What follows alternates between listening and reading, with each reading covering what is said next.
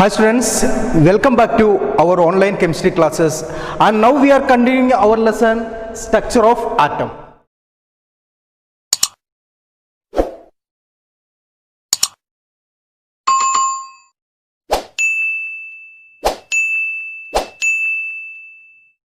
So let us go to next model, that is Rutherford's model of an atom.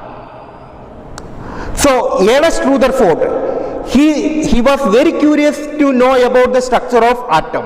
He studied Thomson's model of atom and he done some experiments to know more about the structure of atom.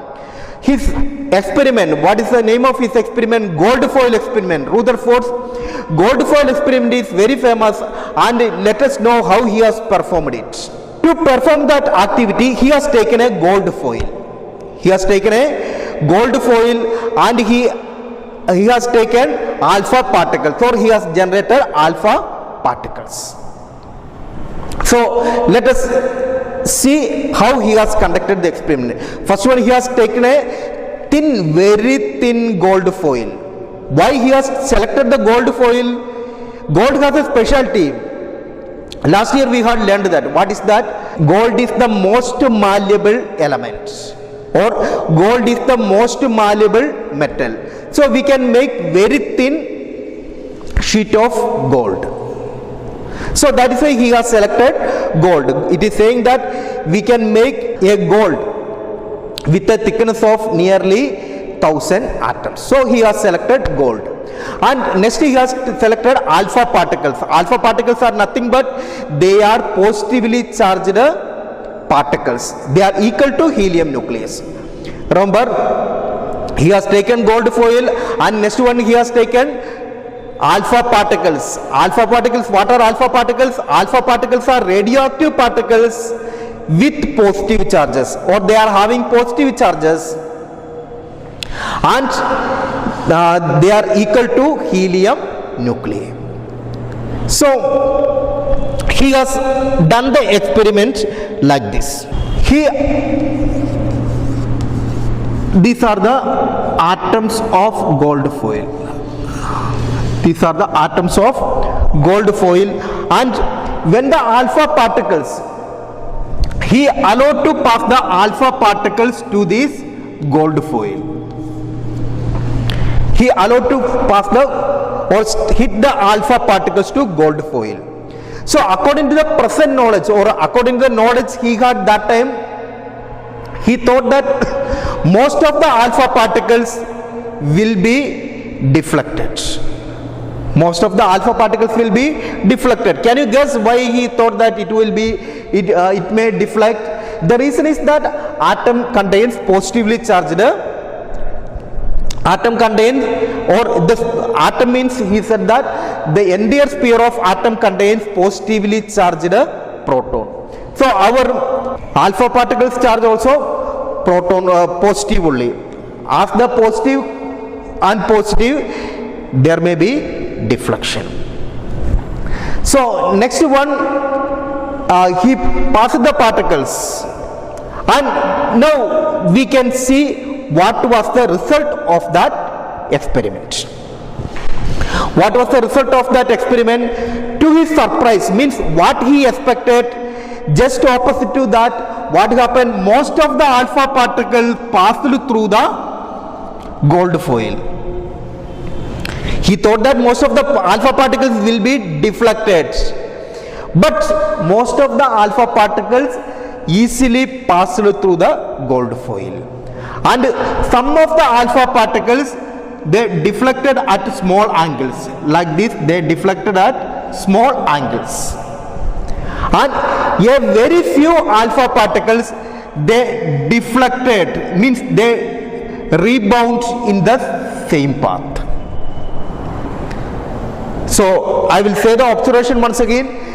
Most of the alpha particles passed through, and some of the alpha particles, they deflected at small angles, and a very few alpha particles, they rebound. Rebound means in the same path they retained. So this is the observation of that. According to him, the result was almost incredible, as if you fire a shell to a tissue paper and it comes back and hits you. So he said that much incredible result was it, or incredible observation was it.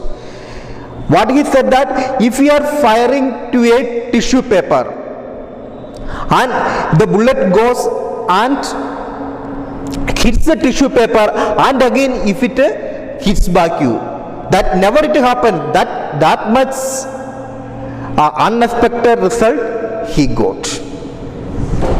Now we can do a very easy activity to understand it. Make a student or make a child to stand in front of a wall and blindfold his eyes. So his eyes were closed with a cloth. Give him some stones and ask him to throw it on the wall. So even though he closed the eyes, all the stones it hits on the wall. It knows that it hits on the wall because we hear the striking sound. We hear the sound that stone touches the wall. So now take him to the ground and make him to stand in front of a fenced wire. So like this, let him stand in front of a wire fence. And now also same thing, blindfold him and ask him to throw the stones. Then what happens? Most of the stones it passes through. We can't hear the hitting sound of the stone, isn't it? What is the reason for this? We know the reason is clear. Here most of the part is empty. Most of the part is empty, that's why stone could easily pass through this fence. Same is the case in the case of atom also. Most part of the atom is empty. That is why that alpha particles could easily pass through it. Most part of the atom is empty and most of the alpha particles could easily pass through. And second one, very few were deflected because positive charge or positively charged proton is concentrated in a small region. The alpha rays were touched in the small region, that alpha rays or alpha particles only retained. So it says that most of the particles not retained. From this we can understand that positive charge is concentrated only in a small region. And next one, it says that only few rebound. It says that mass of the atom also concentrated in a small region. These were the results of Rutherford's gold foil experiment. What were the results? First one, most of the atom is empty and positively charged particle, that is protons, are concentrated in a small region. And last one, mass of the atom also concentrated in a small region. Based on this experiment and conclusions, he made the postulates. These were the postulates of Rutherford's model of atom. These postulates are very, very important. So point by point we have to study. There are 4 points I have written. These are the postulates of Rutherford's model of atom. First one, there is a positively charged center in an atom called nucleus.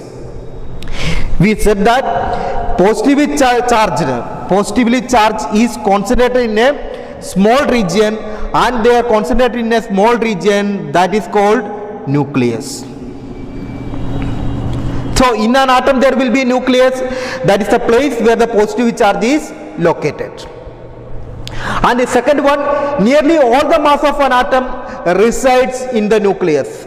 So next one we are going to say that the mass of an atom, most of the mass of an atom is concentrated in the nucleus.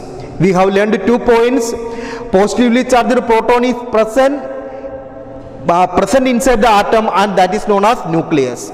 Most of the mass of the atom is concentrated in the nucleus.